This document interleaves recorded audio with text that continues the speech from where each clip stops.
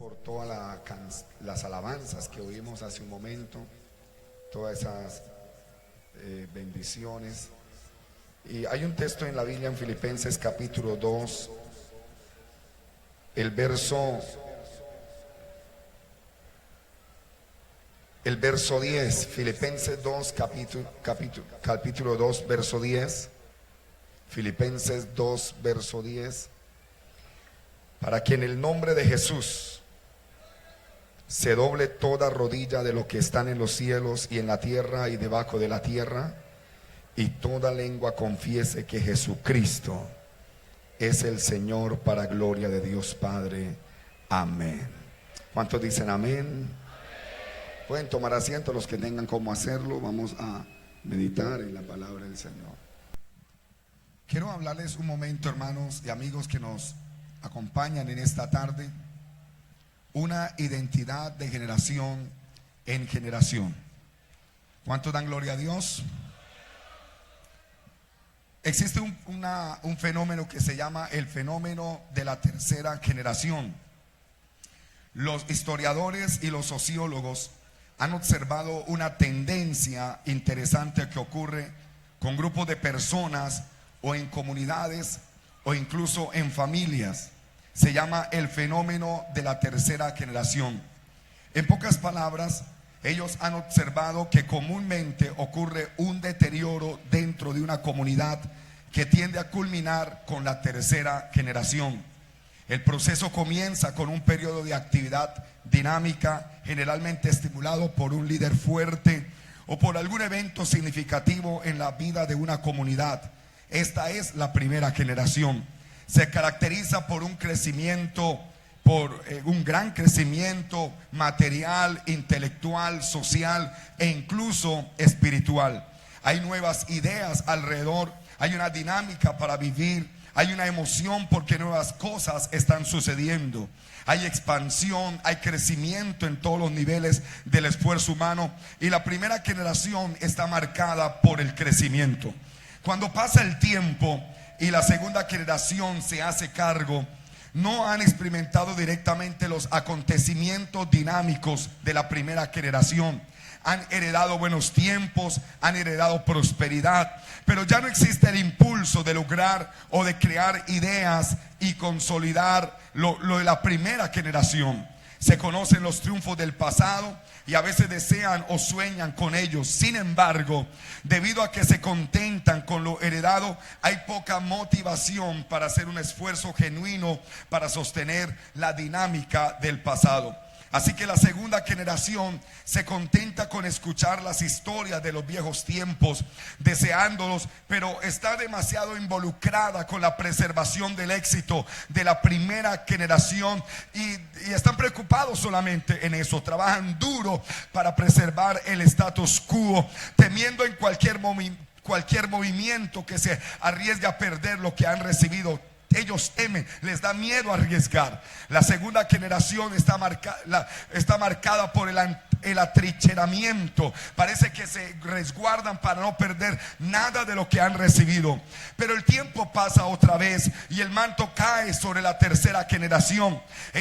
La tercera generación solamente ha oído hablar de la dinámica, la vitalidad de la primera generación de segunda mano. Ellos no han visto esa clase de vitalidad, solo han visto el proceso de preservación y el atrincheramiento de la segunda generación. Han escuchado las historias del pasado, pero están lejos y lo tienen como algo irreal. No encuentran ninguna razón convincente para ser impulsados por la visión que impulsó a sus antepasados. Están liberados de la necesidad de luchar por el reconocimiento y por la seguridad, e incluso están liberados de las preocupaciones de preservar lo que originalmente fue difícilmente ganado. La tercera generación es una tercera generación ociosa, sin visión, que los conduce a ninguna pasión que los mueva. No tiene ningún propósito y no tienen ningún significado. Como resultado, los miembros de la tercera generación usualmente comienzan a cuestionar su identidad, su pertenencia. Ellos se preguntan: ¿por qué hago parte de este grupo? ¿Por qué pertenezco a esta comunidad? Y aquí está la tragedia de la tercera generación. La tercera generación es a menudo un pueblo carente de un fuerte sentido de identidad y de pertenencia, y por lo tanto no están comprometidos con el resto, no tiene ninguna visión. Un pueblo que no sabe de qué lo que tiene, no está seguro, no saben hacia dónde van, no saben hacia dónde quieren llegar. Por lo tanto, la tercera generación está marcada por el declive. Los ejemplos bíblicos, usted solamente tiene que mirar la escritura para ver el problema de la tercera generación. Jueces capítulo 2 verso 7 dice: y el pueblo había servido a Jehová todo el tiempo de Josué, todo el tiempo de los ancianos que sobrevivieron a Josué, los cuales habían visto todas las grandes obras de Jehová que él había hecho por Israel. Pero murió Josué y murieron los que estaban con Josué, y siendo de 110 años, y lo sepultaron en su heredad en Timnat-Sera, en el monte de Efraín, al norte del monte de Gaas. Y toda aquella generación también fue reunida con sus padres, y se levantó después de ellos otra generación que no conocía a Jehová ni la obra que había hecho por Israel. ¿Qué quiere decir esto? Perdieron su identidad. Y entonces hay una expresión que se repite texto tras texto en el libro de Jueces: en aquellos días no había rey en Israel, y cada hombre hacía lo que bien le parecía. Otro ejemplo bíblico es David y su familia. David fue el líder de una primera generación que, con la ayuda de Dios, forjó el grupo de unos hombres que habían sido desordenados antes, pero ellos escaparon de un rey fuerte y severo. Pero David se convirtió en un hombre modelo de lo que Dios puede hacer con un hombre que sigue y sirve a Dios. Salomón, tristemente, la segunda generación siguió a David, pero Salomón no estaba impulsado por la visión de su padre. Se contentaba solamente en consolidar y preservar lo que se le había otorgado. Hizo alianzas comprometedoras con las naciones circundantes para preservar lo que David había ganado, y estos compromisos lo llevaron a una larga y amarga lucha dentro de la nación de Israel. Y cuando trataron de decidir si eran seguidores de un Dios extraño llamado Baal, o de Jehová, el Dios de los padres, el Dios de sus padres, ellos entraron en crisis. Llegó la tercera generación. Roboam, líder de la tercera generación, se hizo rey impulsado por ninguna visión, inflamado por ninguna pasión, inseguro de su herencia, vacilante de su lealtad a Dios, porque no estaba realmente seguro de qué creer. Se precipitó a una división de la nación de Israel, una división de la comunidad de fe que ni siquiera se ha podido curar por más de 2000 años. Lo cierto es que el síndrome de la tercera generación es un síndrome que usted ve en toda la escritura, de cómo la tercera generación tiende a olvidarse de su identidad. La Biblia habla que cuando los israelitas habían regresado del cautiverio, Dios despertó el corazón de Nehemías, y en el tiempo de Nehemías la comunidad entró en la tercera generación. La generación que está marcada no solo por la apatía, sino por el rechazo absoluto, por el rechazo absoluto de la palabra de Dios. Ellos empezaron a imaginar que realmente no necesitaban a Dios, y cuando una generación llega a esa situación, está en el peor momento de la historia, porque está comprobado que vivir sin Dios es la peor locura que se le puede atravesar a la mente de un ser humano. Pero esta generación no había visto a Dios hacer mucho últimamente, por lo que supieron que ya no estaba involucrado. Ellos imaginaron que ya Dios no estaba involucrado, y si no estaba realmente involucrado, ¿por qué preocuparse de prestar mucha atención a sus leyes? ¿O por qué de preocuparse en cumplir y hacer su voluntad. Pero Nehemías despertó, no permitió que su generación cayera en la trampa de la tercera generación. Él reconoció el problema y lo contrarrestó, y el tema para Nehemías fue la supervivencia del pueblo. Nehemías comprendió que si la gente no mantenía su identidad como pueblo de Dios, no sobreviviría como comunidad. Si permitieran compromisos con otras naciones, con otros dioses, con otras creencias, la comunidad estaría diluida, que no sería capaz de funcionar como pueblo de Dios. Nehemías sabía que si el pueblo no mantenía su identidad como pueblo de Dios, sería derrotado por el paganismo que los rodeaba. La revelación de Dios de sí mismo al mundo que se les había confiado estaría en peligro de perderse, o al menos de estar corrompida, que no podrían servir como una luz, como una antorcha para atraer a la humanidad. Así que Nehemías emprendió la tarea de contrarrestar el problema de la tercera generación. Nehemías comprendió que para que la gente sobreviviera, entonces necesitaba reavivar la llama de la visión de la primera generación. Entonces ellos debían saber quiénes son, entender su herencia, la razón de su existencia.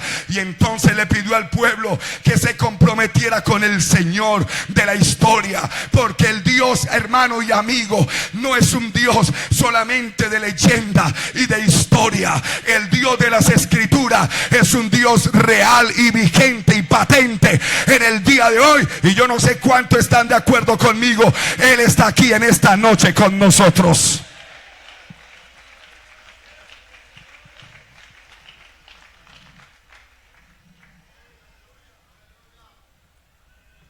El Dios de la historia todavía está activo hoy, y Él es fiel con todas las generaciones que le buscan. Así que Nehemías buscó la manera que el pueblo se volviera a palabra y que no perdieran la identidad. Yo doy gracias a Dios en esta noche de que no estoy frente al pueblo de Israel, ni a la descendencia de David, ni frente a la generación de Nehemías. Me siento afortunado de estar en esta noche frente a una generación mucho más gloriosa que la de David, que la de Salomón, que la de Absalón, que todas aquellas que vivieron. Me siento afortunado de pertenecer al mejor pueblo que hay sobre la faz de la tierra, y se llama la Iglesia de Jesucristo. Estoy frente a la iglesia de Jesucristo. ¿Por qué digo esto, hermano? Porque a diferencia de la generación de Salomón y a otras generaciones que perdieron el rumbo, me atrevo a asegurar que esta iglesia todavía tiene identidad. Mantenemos nuestra identidad de generación en generación. Yo no sé si usted puede gritar amén esta noche, pero nos identificamos con algo sublime, algo glorioso, algo poderoso. ¿Y sabe qué es? El precioso nombre de Jesucristo el Señor. No sé cuántos de ustedes se identifican con el nombre de Jesús. No sé para cuántos aquí en esta noche el nombre de Jesús es lo más grande que usted pueda tener en la vida. Nuestra identidad como pueblo de Dios es una identidad que ha venido de generación en generación. Dios escogió de los gentiles pueblo para su nombre. Y le voy a decir la verdad en esta noche, no sé, pero soy yo. No me siento mal cuando me gritan Jesús solo. Parece que algunos sí, pero no me siento mal cuando me gritan Jesús solo. Al contrario, digo, hey, grítelo más fuerte, porque Jesús es el nombre que me identifica. Y yo no sé a cuántos de los que están aquí también se identifican con el nombre de Jesús. El nombre de Jesús. Yo no sé cuántos se identifican con el nombre de Jesús. La belleza de esta iglesia, el poder de esta iglesia, se lo debemos al nombre de Jesucristo. No sé cuántos saben esto, pero el avance de esta iglesia no es por el título pentecostal, es por el nombre de Jesucristo. Su nombre nos ha perdonado, su nombre nos ha dado vida, su nombre nos ha salvado, su nombre nos ha dado vida en abundancia. Yo pregunto en esta noche, ¿cuántos aman el nombre de Jesús? ¿Cuántos aman el nombre de Jesús? Alguien podrá gritar en esta noche: ¡Jesucristo!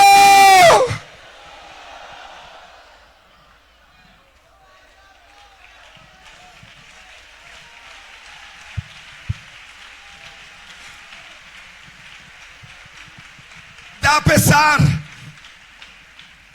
cómo hay organizaciones en Europa, organizaciones religiosas que fueron movimientos poderosos, que tenían una fuerza impresionante en siglos pasados y habían construido templos majestuosos para los avivamientos que tuvieron. Lamentablemente hoy en día en Europa, esos movimientos fuertes, esas organizaciones poderosas, hermano, con sus templos que hicieron, solamente son reliquia. Nadie se congrega en estos templos. Algunos de esos templos los están rematando al mejor postor en Europa. Ya no sirven para nada. La gente ya no se reúne, ya no hay razón para congregarse. Perdieron su identidad. Que pesar que organizaciones poderosas de siglos pasados hayan terminado de esa forma. ¿Y sabe por qué terminaron de esa forma? Porque se preocuparon por mantener solamente la historia. Hablaban más de sus líderes, de sus esfuerzos, hablaron más de sus fundadores, de las cosas tremendas que hicieron, y se olvidaron de lo más importante. ¿Y qué es lo más importante? Lo más importante se llama Jesucristo, autor y consumador de nuestra fe.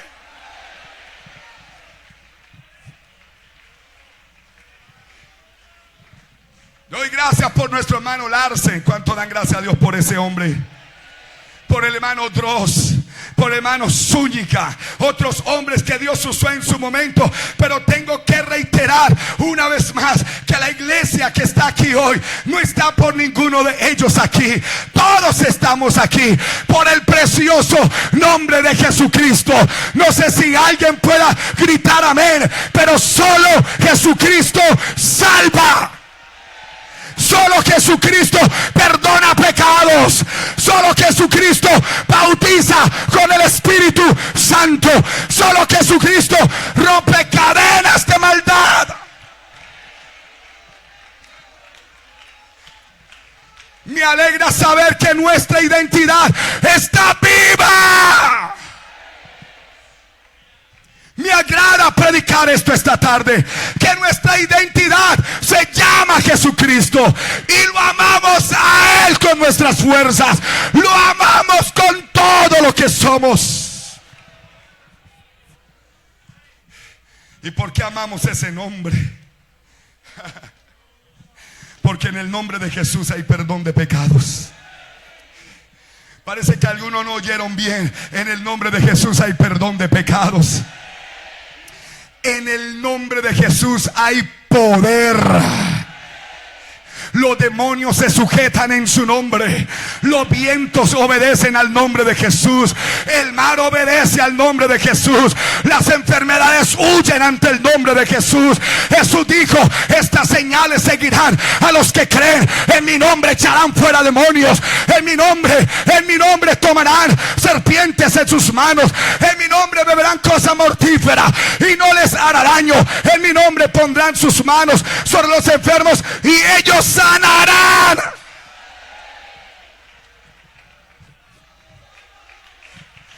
Ponemos el nombre de Jesucristo en esta noche en la plaza de Valledupar.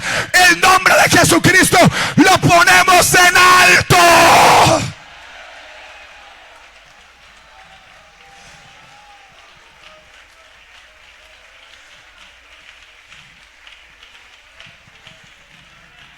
Jesús es el Señor.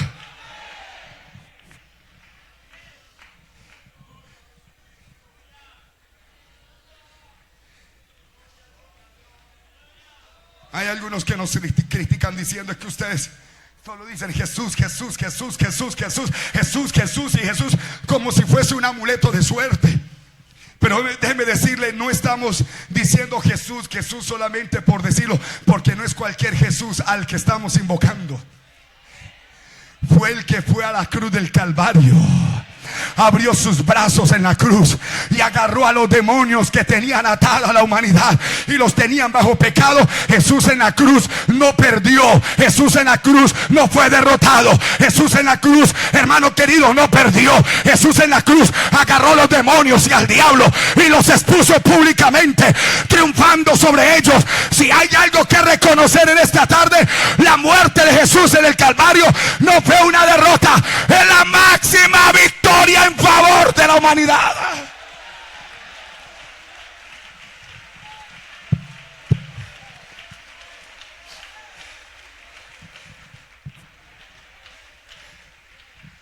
Por eso cuando alguien dice Jesucristo,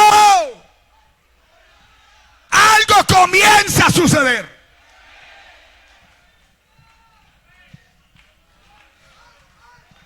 Si algunos satánicos se meten en un sótano y comienzan a invocar a un demonio en el sótano, y no importa la distancia donde esté el demonio le llega a ese sótano. Un simple y vergonzado y derrotado demonio les aparece. ¿Cuánto más aparecerá Jesucristo cuando alguien lo grita? ¡Jesucristo!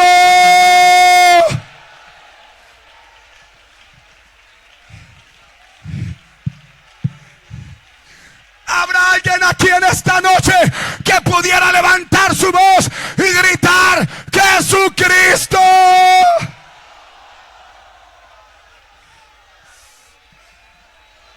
Cuando usted invoca ese nombre, hay cadenas que se están destruyendo, hay ligaduras que se están reventando, hay enfermedades que comienzan a correr.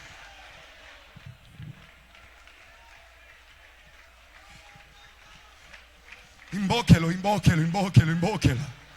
No tenga pena, invoque el nombre, invoque el nombre, invoque el nombre.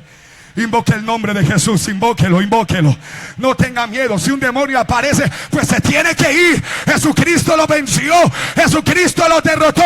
Vamos, diga, Jesucristo.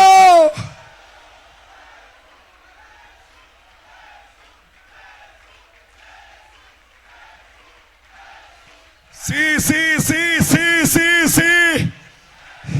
Nombre sobre todo nombre. Nombre sobre todo nombre.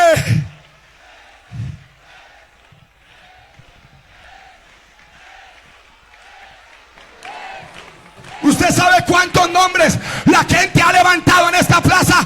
Miles y miles de nombres. Pero esta iglesia ha decidido levantar el nombre más grande, más alto, más sublime, más poderoso. El nombre de Jesucristo.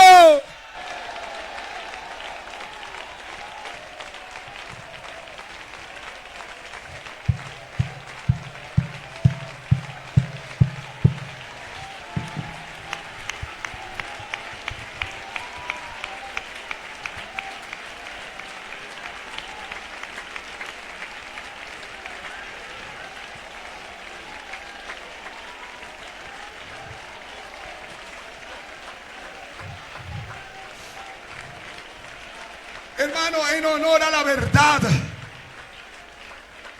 yo quisiera oír un amén de alguien que no le ha dado pena gritar aquí en esta plaza, Jesucristo.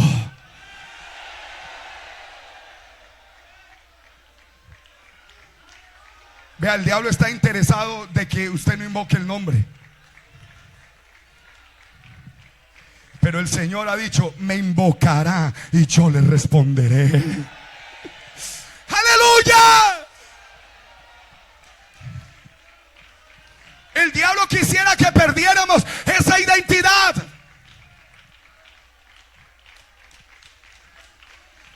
Pero hemos determinado no perderla. Hay gente que dice ser cristiana, invocan cualquier otro menos a Jesús. Ellos invocan a María, Ellos invocan a Pedro, ellos invocan a Juan, ellos invocan a San Gregorio, pero esta iglesia ha determinado invocar a Jesucristo. Invocar a Jesucristo, invocar el nombre de Jesucristo. Hechos de los Apóstoles capítulo 3 dice que Pedro y Juan entraron al templo a orar, pero antes de entrar en la puerta había un cojo de nacimiento, y el cojo les extendió la mano esperando recibir un milagro. Pero Pedro y Juan le dijeron: vea, no tenemos plata ni oro, pero de lo que tenemos te vamos a dar. ¿Y qué tenía Pedro y Juan? ¿Qué tenía Pedro y Juan? El precioso nombre de Jesucristo. El precioso, hermano, el precioso nombre de Jesús es la salvación de todos los seres humanos.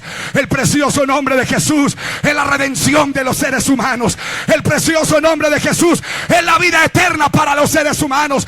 El precioso nombre de Jesús lo es todo.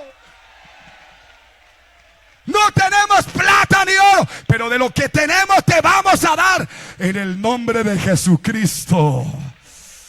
En el nombre de Jesucristo, levántate y anda. Y lo tomaron por los codos y lo levantaron. Y el cojo, hermanos, se le enderezaron los tobillos y entró al templo saltando y alabando a Dios.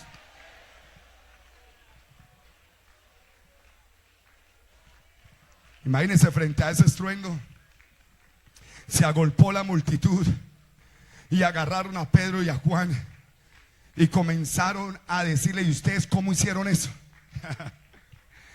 ¿Ustedes cómo hicieron eso? Ellos no habían visto eso. ¿Y ustedes cómo fueron capaces de hacerlo? Hechos 4 dice, verso 2: resentidos de que enseñasen al pueblo y anunciasen en Jesús la resurrección de entre los muertos, les echaron mano, los pusieron en la cárcel hasta el día siguiente, porque era ya tarde.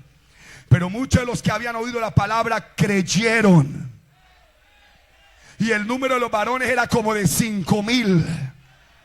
Y aconteció que al día siguiente que se reunieron en Jerusalén los gobernantes, los ancianos, los escribas, el sumo sacerdote Anás, Caifás y Juan y Alejandro, y todos los que eran de la familia de los sumos sacerdotes, y poniéndolos en medio les preguntaron: ¿con qué potestad o en qué nombre habéis hecho vosotros esto?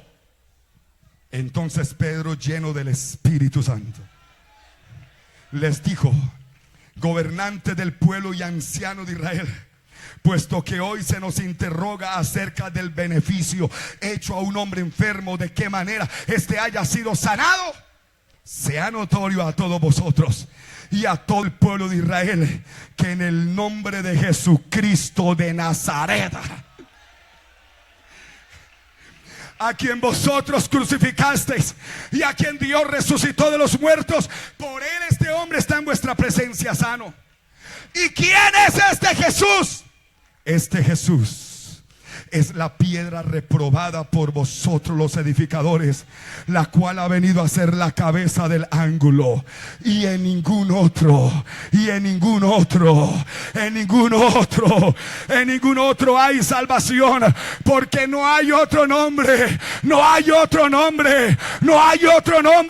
Alguien diga conmigo: no hay otro nombre. Vamos, dígalo: no hay otro nombre bajo el cielo dado a los hombres en que podamos ser salvos.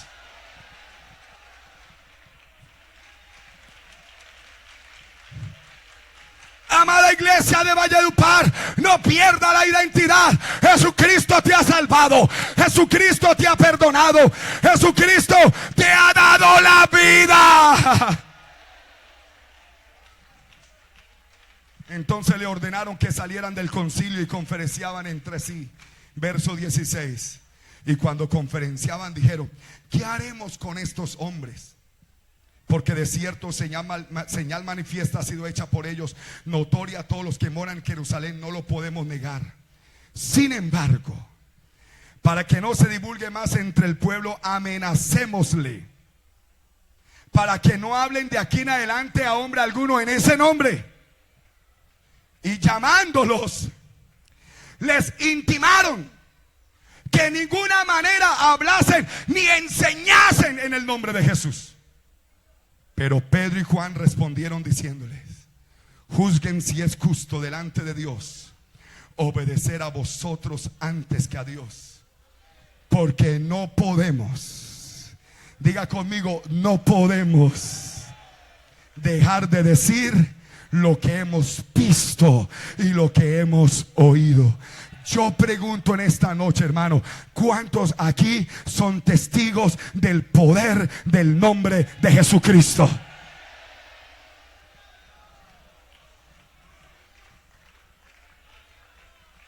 ¿Cuántos son testigos aquí del poder del nombre de Jesucristo? ¿Sí o no, iglesia? Jesucristo es nuestra bandera. Jesucristo es nuestro estandarte. Jesucristo es nuestro refugio.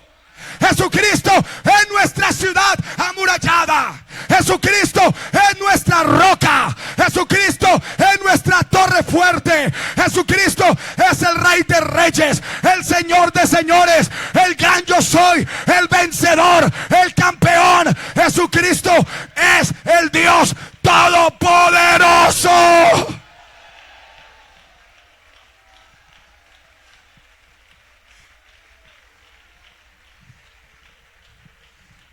Y esta noche es una oportunidad grande para alguien que está atado, amarrado por Satanás. Y usted dirá: pastor, me han hecho brujería, hechicería. ¿Qué no han hecho conmigo? Y me tienen con una situación terrible. Pues bueno, hemos venido a decirle: hay un poder superior que la hechicería. Hay un poder superior que la brujería.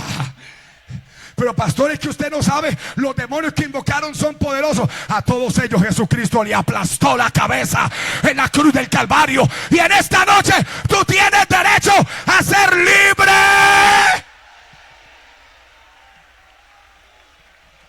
Sí, tú tienes derecho a ser libre.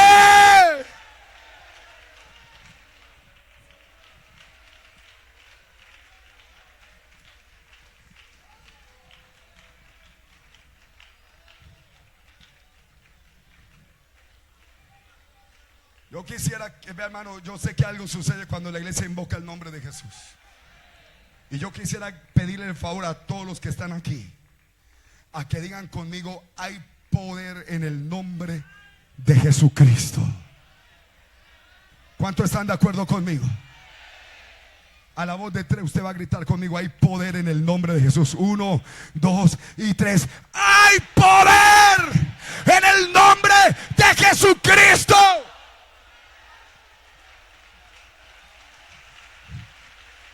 Yo oigo cadenas destruyéndose por ahí. Yo oigo cadenas, hermano. El nombre de Jesús es poder ahora.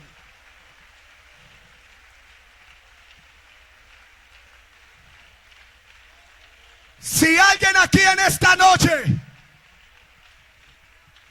quiere aprovechar la bendición grande del nombre de Jesús en esta noche, lo va a invitar a que no se vaya para su casa atado como vino. Voy a invitar a todas las personas que quieran esa oración esta noche, porque ya vamos a orar por usted también. Porque si alguien aquí se ha sentido atado, Satanás te ha tenido humillado, te ha tenido vuelto nada, es hora que levante la cabeza y diga: no voy a ser tu payaso ni un día más. De ahora en adelante le voy a pertenecer a Jesucristo el Señor. Dios los bendiga. Acérquense aquí, porque vamos a orar. Esta platea vamos a llenarla de todos ustedes, amigos que han venido necesitados. Si hay hermanos apartados, si hay gente alejada de Dios aquí, esta noche es una noche de encuentro. Dios les bendiga. Dios les bendiga. Jesucristo está aquí. ¿Sí o no, iglesia? ¿Cuántos sienten a Jesucristo aquí? Jesucristo está aquí. Jesucristo está aquí. Salga de ese asiento, salga de ese puesto, véngase, corra. Venga aquí. Jesucristo te liberta.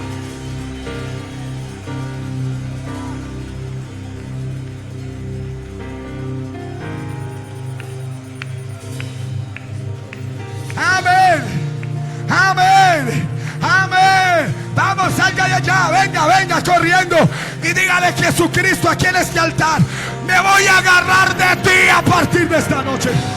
Me voy a asegurar en ti esta noche. No voy a agarrarme de nadie más. Me agarraré de tu poder. Me agarraré de tu gracia. Me agarraré de tu misericordia. ¡Vamos!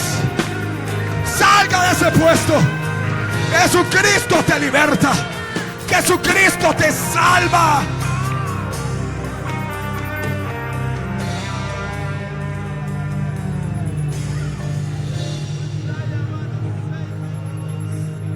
Dios le bendiga, siga viniendo, siga viniendo. Dios lo bendiga, jóvenes, Dios le bendiga. Va a pedirle a los hermanos que están aquí en las primeras filas, por favor, corran esas bancas, corran esas sillas, por favor, córranlas, córranlas.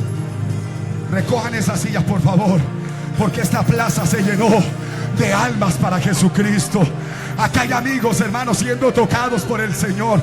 Acá hay personas que solo Dios y ellos saben de las ataduras que lo tenían. Pero hay poder en el nombre de Jesucristo.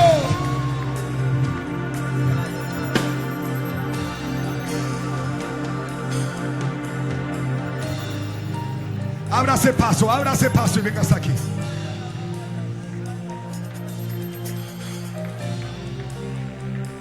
Ábrase paso. Tal vez usted diga: yo, pastor, como que poco creo.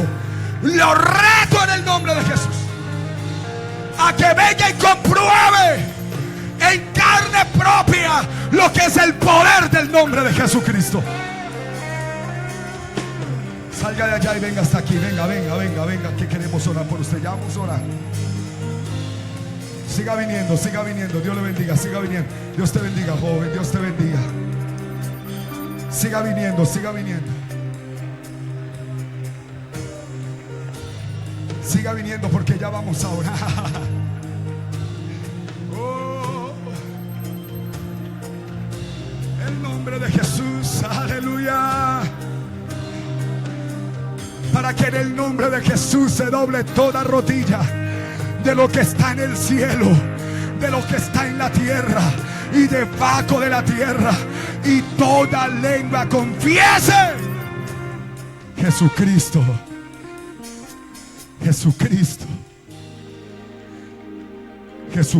es el Señor.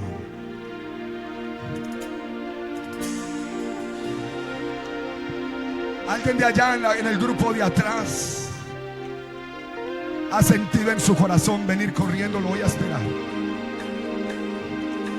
a esperar porque el Señor te trajo para libertarte. Alguien que está en esa multitud con ganas de quitarse la vida y dijo: voy a ver qué sucede allá, y se metió a este culto. Pues bienvenido. Los demonios que andaban persiguiendo para matarte no te seguirán más en el resto de tu vida, porque a partir de esta noche ya eres propiedad de Jesucristo el Señor. Salga corriendo de allá y venga. Ya vamos a orar por usted. Lo estamos esperando.